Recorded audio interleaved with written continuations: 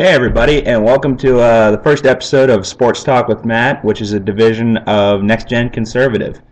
Now, I want to talk to you guys real quick about my partnership with James and through a Conservative America. And what's going on is we found out that we're not going to be able to simultaneously do the same show on this website. And there's 3 websites we use, and one of them you can do the same show simultaneously. So what we're going to do is James is going to take over one website, which is Ustream, and he's going to do all the shows that are on Ustream. I'm going to do all the shows here on Spreaker, and we're going to do a joint show on what's called a website called Blog Talk Radio. So we got a lot to talk about today, so let's get started. This show is going to be completely dedicated to sports. There will be no politics today, and I got a lot to cover, and I'm covering all the major sports today. So. I wanted to talk first about some college basketball. UCLA star player Shabazz Muhammad, who was suspended to start the year for suspicions that he was receiving impermissible benefits, he showed up with a Gucci backpack to a post-game interview, and he's under investigation for how he got the backpack because most UCLA student-athletes wear school-issued backpacks. Now, if he is found to have accepted this backpack from a booster or a similar situation, then UCLA's basketball program is going to be in a lot of trouble because this will be the second violation they've had with this player alone. And he can't really afford this because this will impact his NBA draft stock because he won't be able to play the last half of the season, and this will really hurt UCLA in the NCAA tournament because they're really starting to show some signs of life, and there's a big charge led by him for UCLA getting back to where they should be and where they used to be as one of the top programs in the country. All right, next I wanted to talk about some golf. Tiger Woods yesterday in the second round of the golf tournament that he's playing in, and I will get the name of that golf tournament for you in a minute, shot 7 under at, I believe, Torrey Pines. And the day before, he shot 4 under. He's at 11 under right now, by about I want to say 2 strokes. Yeah, 2 strokes at the Farmers Insurance Open. And the question I wanted to ask today and let you guys think about for a second is Tiger Woods back? It's always a subject of speculation when it comes to talking about golf. It's one of the first things people ask is, what's going on with Tiger Woods? When's he going to be back to being the Tiger of old where he was winning majors left and right and dominating tournaments? Now, I don't think we'll ever see anybody quite as dominant in probably in any sport as Tiger Woods was from that stretch he had where he was winning left and right from like about 1998 to 2002. But I think he can get back to being one of the top golfers on tour because his physical game is there right now. He's hitting the ball really well and he's putting exceptionally well compared to what he was doing this time last year and 2 years ago. The thing, though, is he doesn't quite have the mental game he used to have. Like on the first day of the tournament on Thursday, he was at 1.6 under par, and going into the last couple of holes dropped to 4 under just because he couldn't close out the round. Back when he was dominating the sport, he used to be the best closer in the game. He would come in and on the last couple of holes, if he had a lead going into the last couple of holes, you knew he was going to keep it. So I think only time will really tell if he's back. It's still very early in the golf season. I'd like to see how he does in a major, but I think it's definitely good for golf to have a healthy Tiger Woods and a successful Tiger Woods because when he's healthy and when he's doing well, crowds show up to golf at tournaments and the purses are bigger and the sport just becomes 100 times more popular than it would be if he wasn't a successful golfer. So as much as I don't like him as a person, I think it's very important that he stays in the game and stays successful. This is just a side note for just kind of generic sports news, but Mike Eruzione, the guy that scored the winning goal in the 1980 United States Miracle on Ice hockey team against the Soviet Union, he's selling the jersey he wore in that game.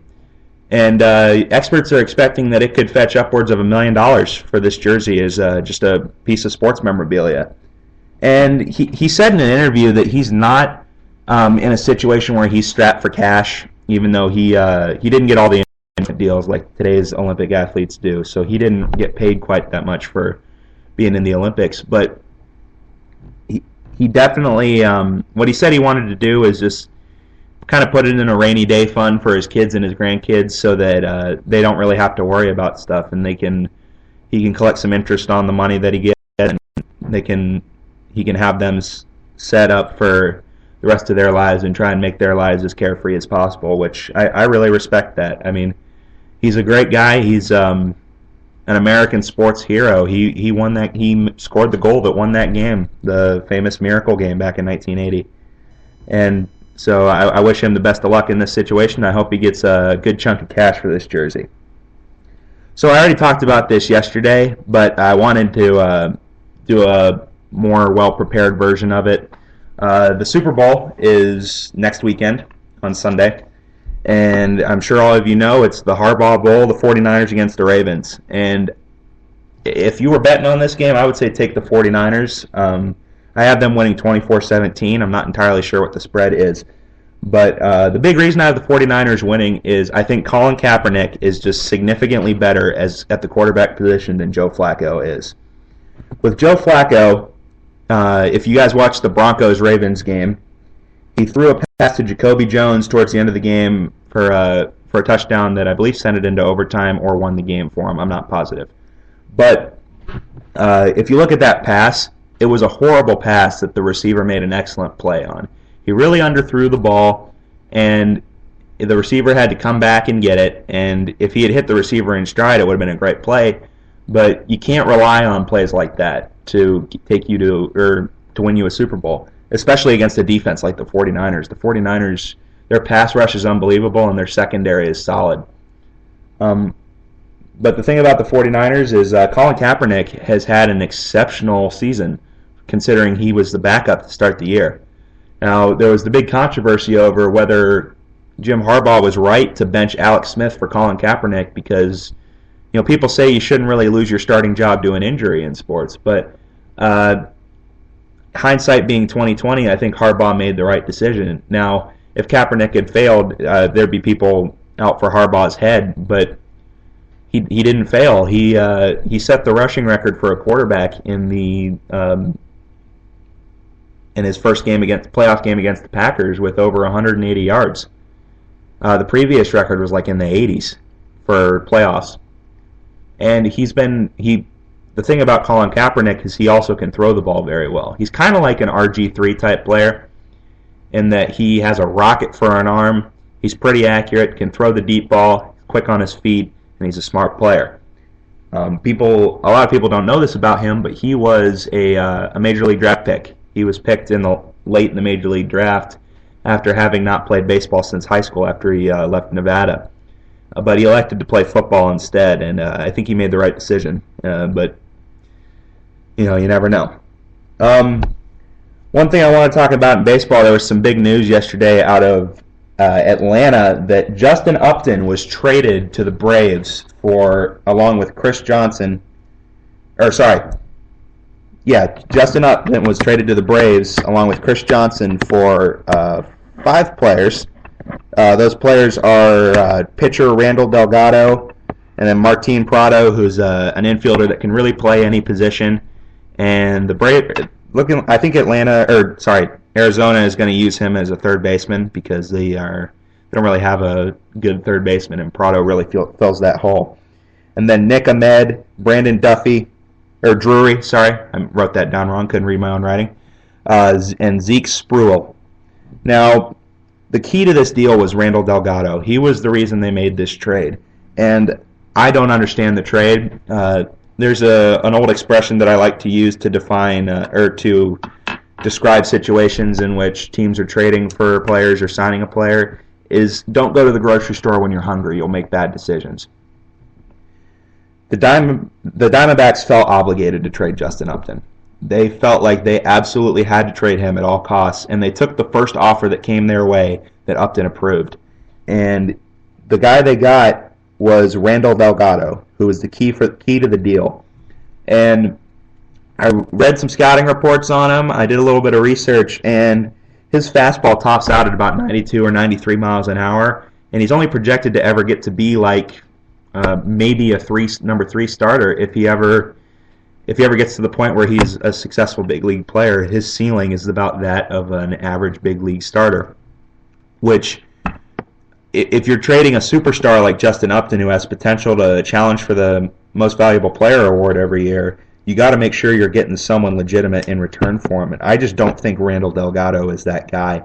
He has control problems. He has a hard time finding the strike zone, and he doesn't have overpowering stuff. And that's a bad combo in a young pitcher, especially when he got the expectations on him from being the centerpiece to a major blockbuster trade. Martin Prado should have a successful season with the Diamondbacks. He fills a definite hole for them at third base, but I don't think anything's going to fill the gaping hole they now have out in the outfield with Justin Upton not there. That could be a hole they don't fill for a long time, because Justin Upton is he's a heck of a player.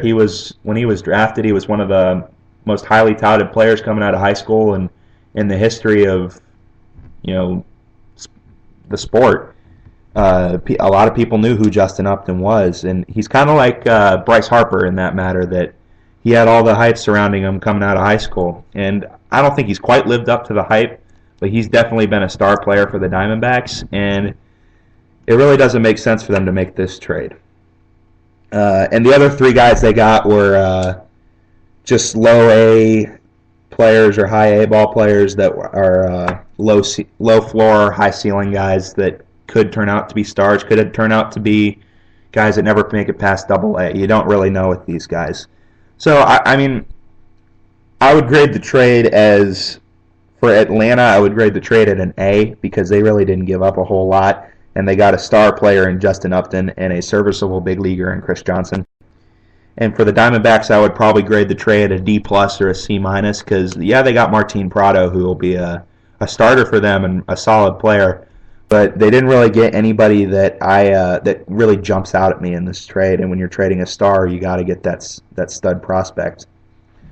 Another thing that happened last night is former number 1 pick in the NBA, John Wall, made his season debut after coming off a knee injury, and he looked okay.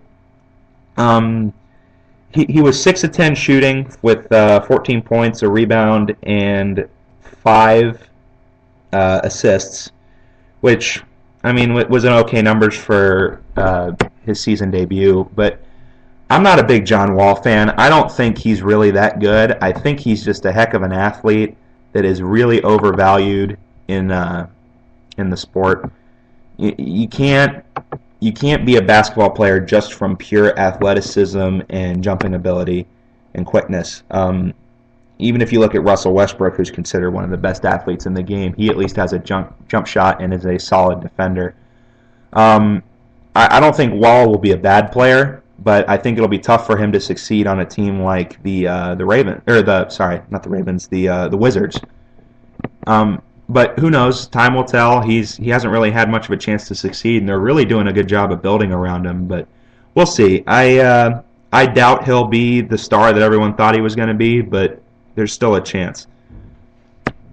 One more thing I wanted to talk about was Alex Rodriguez for the New York Yankees. Brian Cashman, the GM for the Yankees, has said that there's a possibility, not likely, but it's still highly possible, that Alex Rodriguez will be out for the entire season. And the Yankees fans right now might think of this as, well, one of our star players is out for the season, but I look at it as a good thing for the Yankees, because they really need to get younger. They need to start finding players that can develop and turn into stars and stop going for this, we're just going to sign a washed-up veteran to a huge contract to fill in a hole as they come. They can afford to do that, but eventually their payroll is going to get to an unsustainable level, and they're going to have all these old players that they signed to huge contracts that are going to be completely useless, and they could lock themselves into a situation where they're bad for about 4 to 5 years. And I mean, in New York, that's unacceptable for them. A solid Yankees team is good for them. It's good for Major League Baseball. I'm a big supporter of the. I consider kind of similar to how Colin Cowherd supports all the cities or the teams in the big cities, because they really help the sports markets. They They make the sport more marketable, and with baseball kind of going downhill